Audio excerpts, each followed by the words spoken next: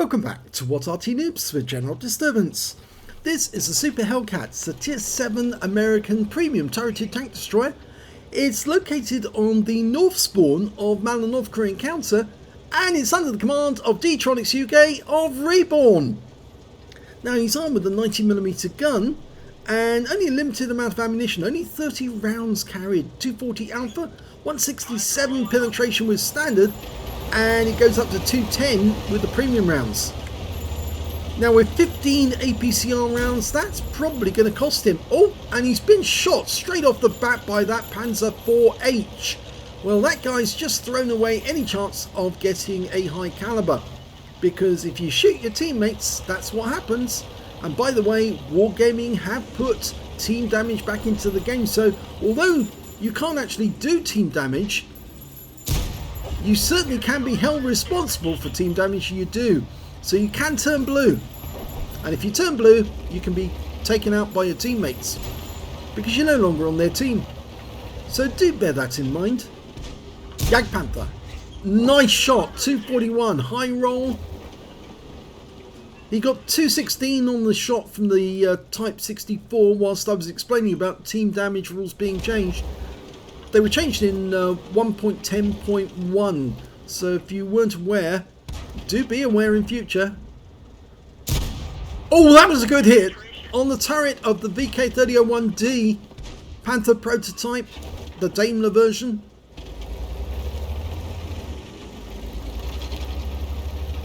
Now, all these hits he's doing at the moment, he can easily get them on these targets with standard AP. There are a few targets that he might have trouble with, and that's when he's going to need the APCR, but D-Tronics is a careful shooter. He doesn't want to waste ammunition, and he certainly doesn't want to waste APCR if he can help it. He needs that ammunition to take down the more difficult targets on the enemy team.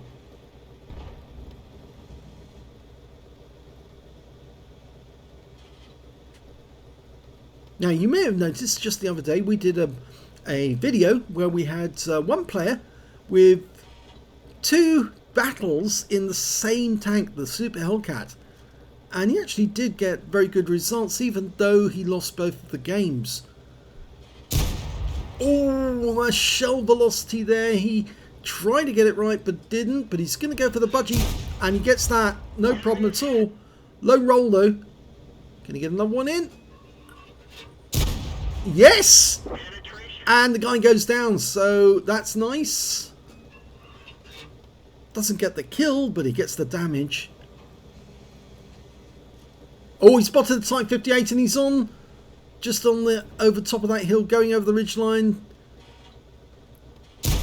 Dashing down the other side. Now he got the lead right on that one, and the Type's looking in this direction, and he gets hit again. Can't see him. I think he might risk another shell just in case. Oh, no, there's something he does need to hit.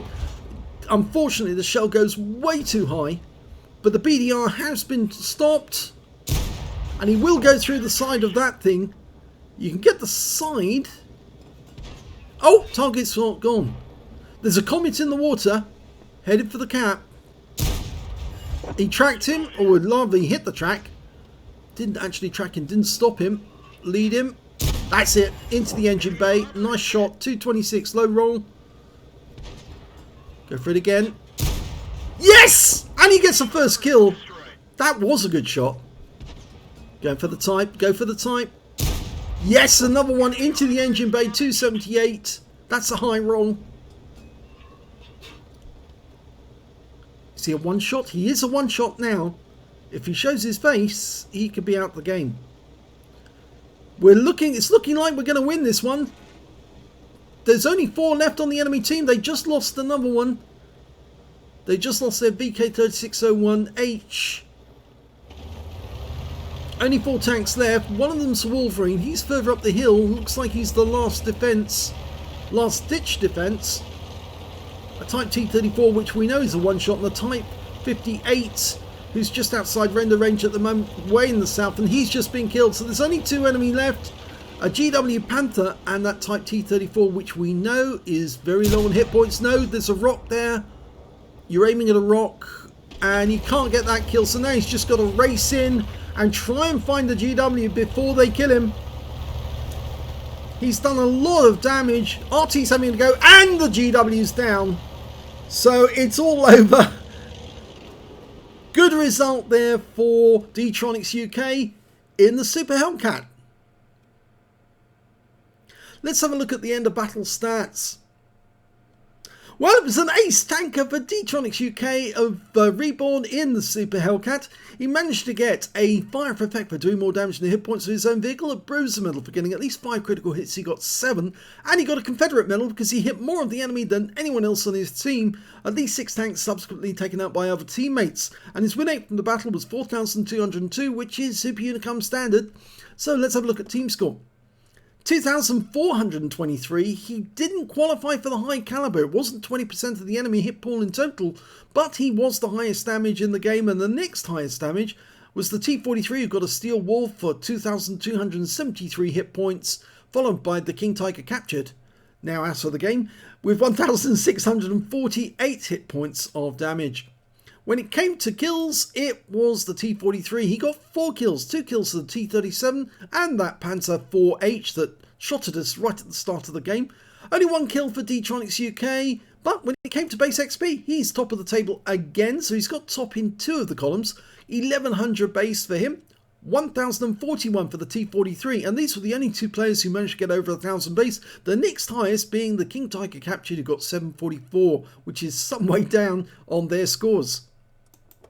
D-Tronics fired 15 rounds in that game, got 12 direct hits, 11 penetrations, damage of 2,423 hit points, of which 2,207 were up more than 300 meters. It's a very good long-range sniper. If you can get your eye in and you get enough shots so you get accurate, then yes, you do get results like this. And D-Tronics played it very calmly, and I noticed that his shots were going where he wanted them to go.